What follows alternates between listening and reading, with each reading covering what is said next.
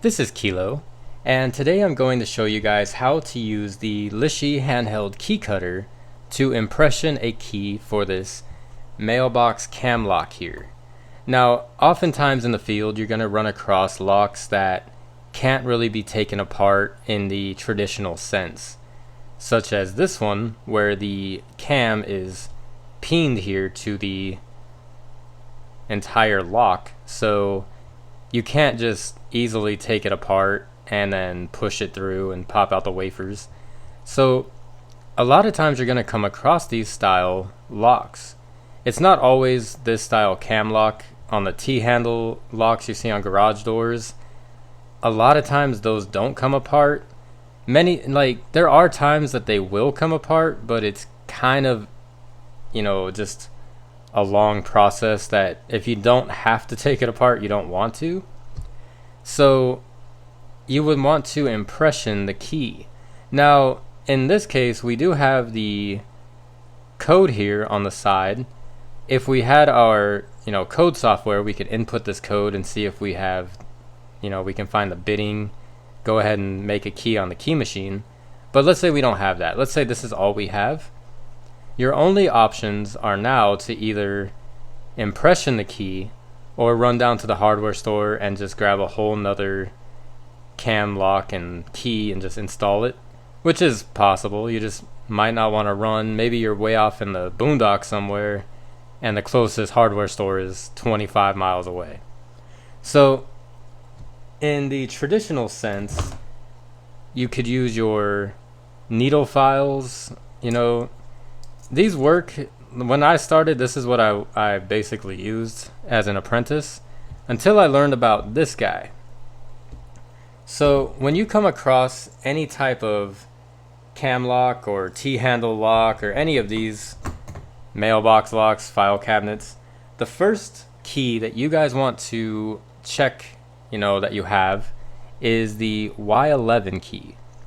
This is almost the universal key for the majority of these style locks. So, let's say that they lost their key. We'll go ahead and grab our Y11 and insert him in and see how he fits. Now he goes all the way to the shoulder.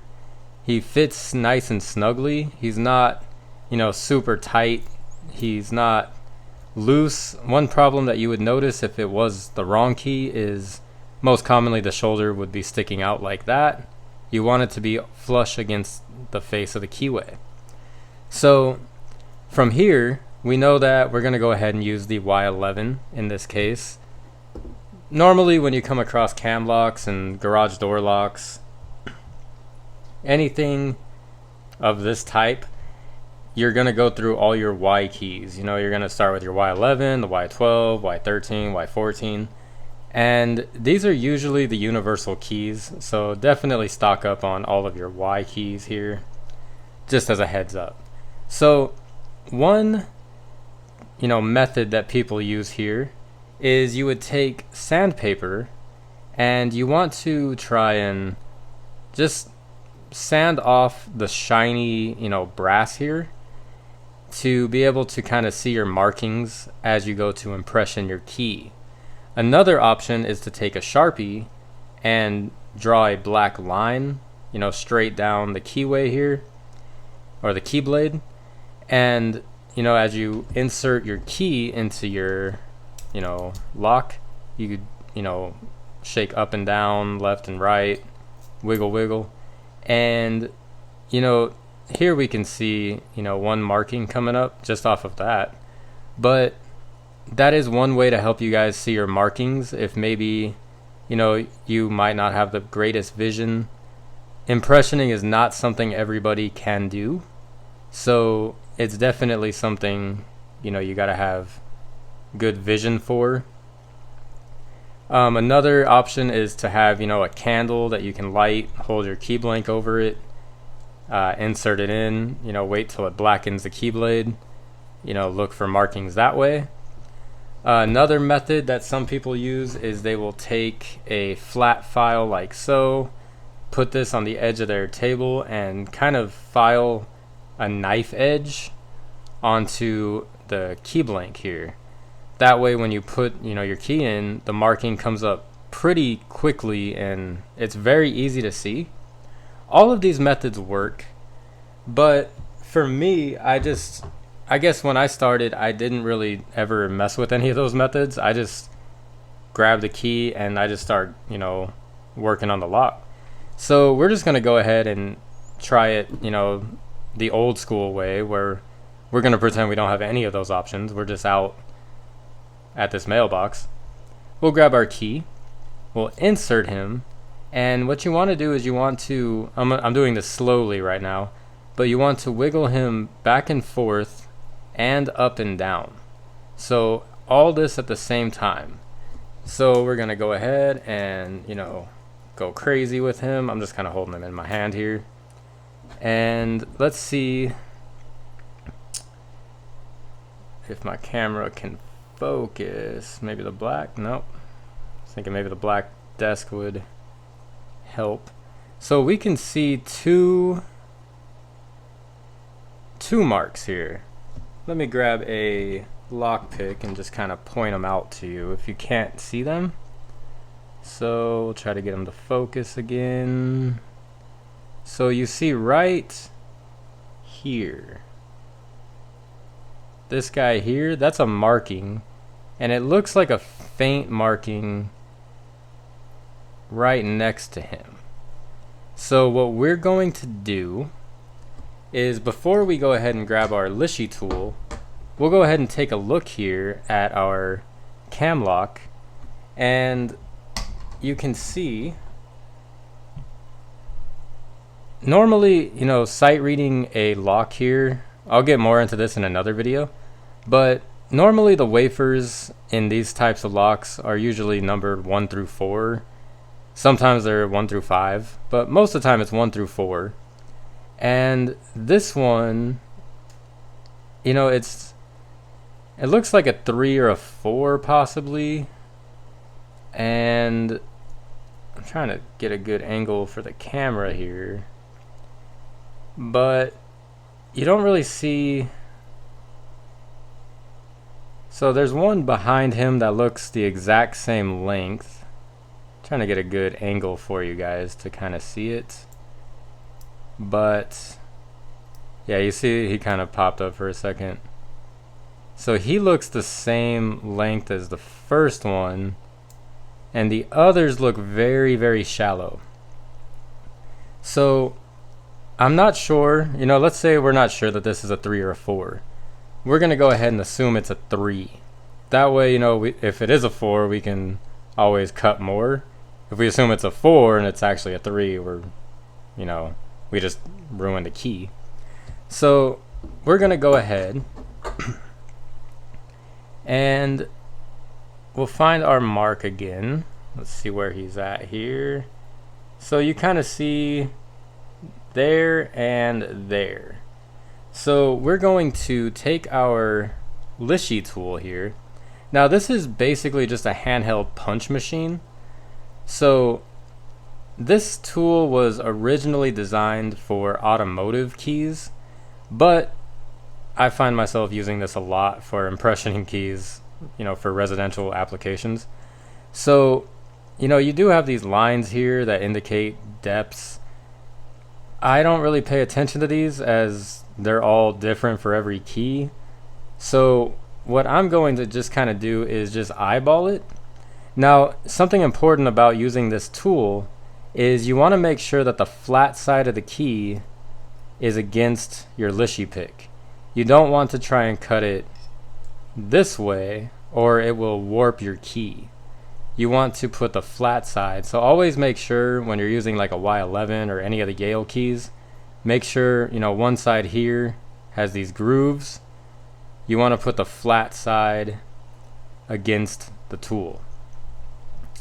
So we'll go ahead and open him up here, and we'll look at that first marking, we'll line him up with our line and just kind of put him in. Let me just kind of try this through a camera. It's a little difficult to see where I'm at. So I'm just going to take it off camera real quick so I can line him up. It's a little hard to see that tiny marking from the camera lens.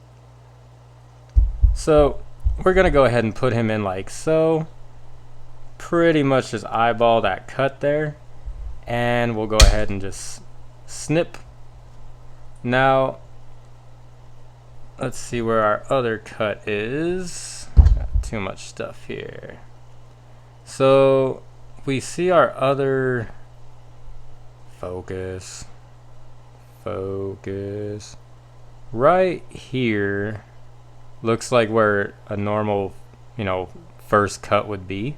So we're gonna go ahead, since those two wafers looked identical, we're gonna go ahead and cut him as well to the same depth.